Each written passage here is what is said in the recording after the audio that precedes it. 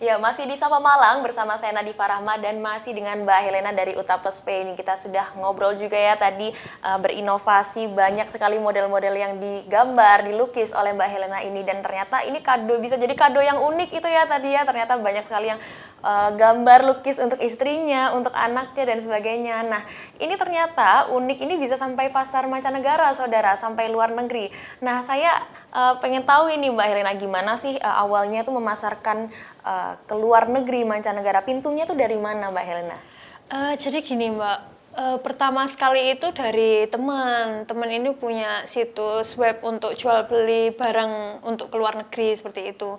Nah akhirnya teman ini memasarkan sepatu lukis saya seperti itu, dan akhirnya mereka yang di luar negeri itu cocok. Kebanyakan juga ada orang Indonesia yang lagi kuliah di luar negeri atau TKI, TKW yang bekerja di sana. Nah mereka juga melihat situs online itu dan akhirnya juga tertarik untuk order seperti itu. Nah, tapi kebanyakan juga dari lingkup Instagram Utapes Pay sendiri kan karena sudah banyak yang mengenal, jadi mereka juga yang di luar negeri itu bisa order sendiri seperti itu, mulai dari just tip atau pengiriman by manual seperti itu, Mbak. Mungkin dari Pos Indonesia dan lain-lain seperti itu. Oke, memang pertama dari website teman tadi ya dikenalkan. Iya. Ini sampai ke mana aja nih luar negeri ini? Pernah kirim kemana? Dari Belanda ada, Taiwan sama Jepang ada Mbak. Untuk terakhir ini dari ini Mbak, Thailand juga kirim juga kayak gitu. Oke, kalau pernah riset pasar di luar negeri juga nggak Mbak? Apa sih yang membedakan pasar di sana? Mungkin dari model mereka sukanya seperti apa sama yang di lokal kita ini sukanya kayak gimana? Itu bedanya apa sih Mbak? Bedanya gini Mbak, kalau misalnya di lingkup di Indonesia sendiri itu kebanyakan kan banyak sekali ragam hias khas dari Indonesia.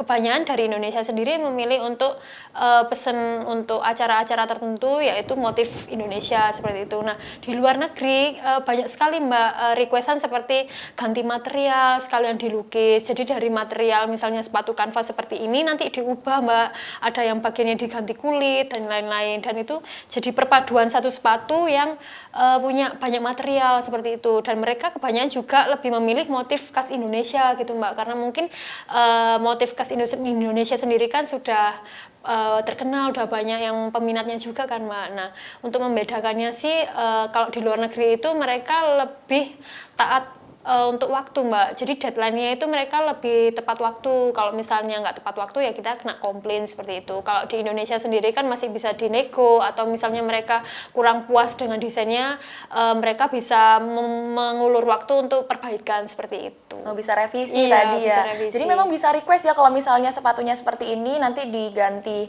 materialnya kayak gitu bisa ya? Bisa, Mbak. Oke. Jadi kita namainnya modifikasi sepatu Mbak. Jadi nggak hanya melukis saja, tapi kita juga menerima modifikasi sepatu seperti itu. Kalau merek-merek sepatunya sendiri bahannya memang request dari pembeli atau dari Mbak Helena sendiri sudah menetapkan ini adanya seperti ini kayak gitu Mbak biasanya? Enggak sih Mbak, jadi banyaknya kan merek seperti Vans, Converse dan lain-lain yang bahannya kanvas itu juga mereka juga request sendiri, nggak kita menentukan atau mematok gitu, tidak. Jadi selama sepatunya masih bisa dilukis atau bahannya masih bisa menyerap cat, kita tetap terima kayak gitu. Oke, lihat dari deadline tadi ya, pengerjaan satu sepatu, satu pasang ini berapa lama biasanya Mbak Helena? Kalau untuk desain yang simple itu 1 minggu Mbak, itu sudah paling cepat. Kalau misalnya untuk detail yang seperti ini, yang rumit seperti ini, itu bisa sampai 2 minggu, 3 minggu seperti itu. Oh, kayak gitu. dilihat dari detailnya juga ya ternyata saudara. Kalau misalnya simpel-simpel gitu lebih cepat gitu ya. Iya. Oke, nah kan ini juga detail ini menentukan waktu dan juga menentukan harga begitu ya Mbak Helena. Nah kalau harganya biasanya dijual range berapa? Apa ada beda nggak sih kalau misalnya dijual di lokal dengan di mancanegara seperti itu? Kalau range tetap sama Mbak, mulai 100.000 itu untuk desain yang simple, terus untuk yang lebih rumit seperti ini itu bisa sampai 500 ke atas Mbak, kayak gitu. Bahkan bisa sampai jutaan tergantung permintaan desainnya Mbak, kayak gitu.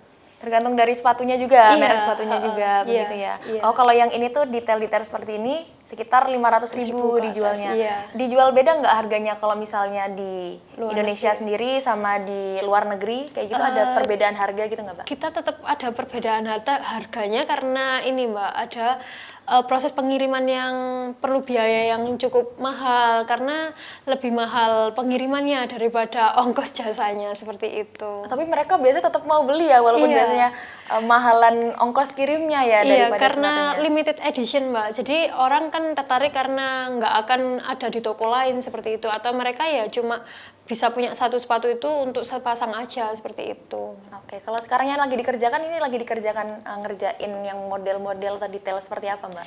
Yang seperti ini yang mungkin seperti abstrak atau seperti detail-detail yang lebih full color kayak gitu, Mbak. Karena kebanyakan orang ini kan ngirim sepatunya yang lama, yang udah kusam, yang udah pudar warnanya. Jadi sekalian aja diperbaharui satu full bagian sepatunya seperti itu. Jadi kebanyakan sih yang order di tempat kita ini kebanyakan lebih ke desain yang full daripada yang minim desain kayak Oke. gitu. Nah, ini kan memang ya bisnis begitu ya, ada yang Iya. di dalam negeri, luar negeri. Nah, ini sebagai UMKM ini kan juga udah keren ya bisa sampai luar negeri. Berarti udah berapa tahun, Mbak? Dari tahun 2014. Dari tahun 2014 hingga 2024 ya, Saudara, iya. berarti sudah 10 tahun 10 tahun. berbisnis di dunia Dunia seperti seni, ini iya. ya, begitu. Nah, ini yang terakhir Mbak Helena, karena udah 10 tahun juga begitu ya mendalami bisnis ini, boleh disampaikan pesan-pesan untuk teman-teman UMKM, kan banyak sekali ya Mbak Iya. Helena, UMKM di Malang, di Indonesia ini juga yang memulai suatu hal kecil, terus juga yang unik-unik juga sama seperti Mbak Helena. Mungkin bisa dikasih tips-tips juga dong untuk saudara-saudara di sana juga UMKM, gimana sih tetap bertahan di era seperti saat ini dan bagaimana terus berinovasi juga di yang sekarang ini, bagaimana? Boleh disampaikan Mbak Helena? Jadi gini, buat teman-teman semua yang di luar sana yang mempunyai usaha bisnis kecil, jadi nggak perlu takut untuk kalah sepi atau takut untuk tidak bisa berkembang, karena semua itu bisa diatasi dengan banyaknya masukan dan ide kreatif seperti itu. Jadi lebih baik kita memulai daripada kita menunggu untuk mencari pasar. Lebih baik kita untuk mencoba terus, dan seperti kita harus punya pemikiran untuk bisa maju, bisa berkembang seperti itu. Dan nggak ada kok yang bisnis yang kecil yang pasti stagnan selalu di bawah, pasti ada perkembangan, dan itu memang menunggu waktu. Gimana caranya teman-teman untuk bisa membuka peluang untuk berbisnis dengan banyak rekan, dengan promosi, atau dengan menggait selebgram-selebgram di kota-kota teman-teman. Jadi memanfaatkan adanya informasi dari media sosial seperti itu. Jadi nggak ada salahnya kita terus mencoba, karena dengan mencoba itu kita bisa punya inovasi yang lebih baru, yang lebih matang, dan kita juga bisa melihat banyaknya pasar-pasar pesaing di Indonesia ini yang bisa sebenarnya walaupun banyak yang memiliki usaha yang sama, tetapi mereka tuh pasti punya ciri khas, dan di mana ciri khas itu bisa untuk keunggulan suatu usaha teman-teman kayak gitu. Oke, berarti memang jangan takut berusaha, jangan Iya. takut mencoba membuka peluang bisnis baru begitu ya. Iya. Karena memang saudara, UMKM ini bisa dikatakan sebagai tulang punggung ekonomi nasional. Nah, oleh karena itu perlu dukungan juga terhadap UMKM ini dari pemerintah untuk menyukseskan program-program UMKM dan juga menaikkan kelas UMKM ini. Apalagi sekarang banyak sekali kaum-kaum muda yang kreatif seperti Utapespain ini milik Mbak Helena seperti itu. Apalagi juga kita sebagai masyarakat pun juga terus untuk mendukung UMKM dengan cara membeli produk UMKM gitu ya. Iya. Jadi perlu digalakan terus ini, cinta produk lokal, produk Indonesia, produknya UMKM begitu ya Mbak Helena Iya. untuk sekarang.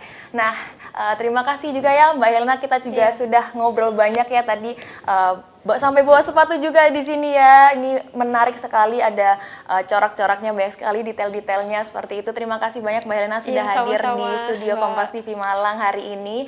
Dan tadi diskusi kami tadi juga menutup perjumpaan kita pada pagi hari ini, saudara. Saya Nadifa Rahma beserta kru yang bertugas pamit undur diri dari hadapan Anda. Jangan lupa saksikan terus Kompas TV, independen, terpercaya. Sampai jumpa dan selamat beraktivitas.